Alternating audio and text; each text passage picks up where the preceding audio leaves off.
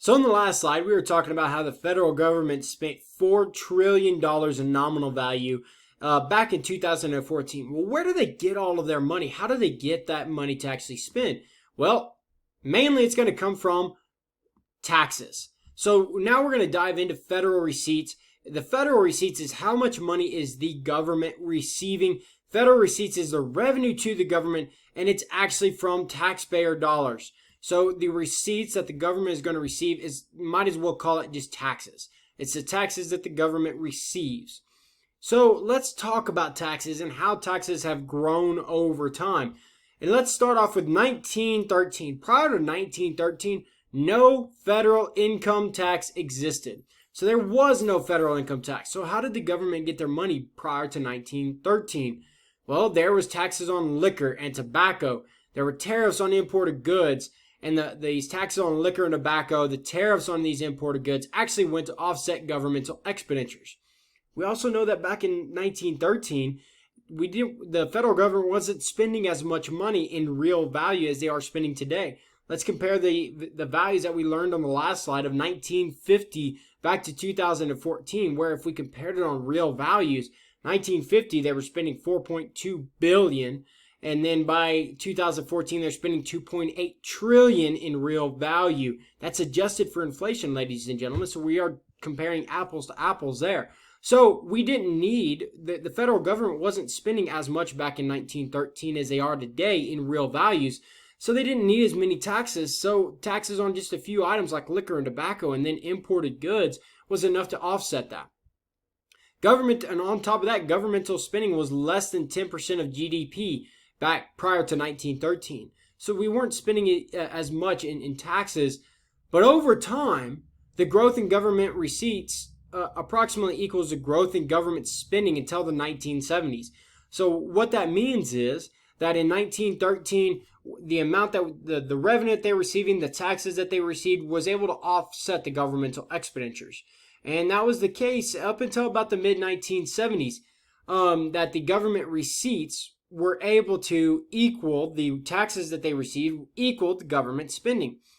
But in about the mid-1970s, the economy experiences a rather severe recession at this time. So, and then the late 1970s and through the 1980s, growth in government receipts and expenditures are approximately equal. So up until about the 1970s, receipts equaled expenditures, meaning that we had balanced books. After that, we kind of started spending a little bit more than what we were making. And then between the 1970s and 1980s, government receipts and expenditure growth are going to be equaling each other. So we're still spending a little bit more, but the overall growth is relatively equal. By the 1980s, federal receipts fall with the recession and the Recovery Tax Act. So we reduced taxes in order to help that recession that was going on in the 1980s, and receipts fall. Government expenditures, government spending really doesn't fall, but the receipts fall. So now we have an unbalanced book. We're spending more than we're making. By the 1998 to 2001, government spending actually falls below government receipts. We're starting to offset that negative balance there. But since 2001, receipts have been less than expenditures. So since 2001, we've been spending more than what we've been making. That's adding to the national deficit, national total deficit that we see every single year. So, this is kind of an overview of how that has happened over time. So let's dive into actually who pays these taxes. So we know that the government is receiving the money through the taxes, but who is actually paying these taxes? Well, it's mainly the households.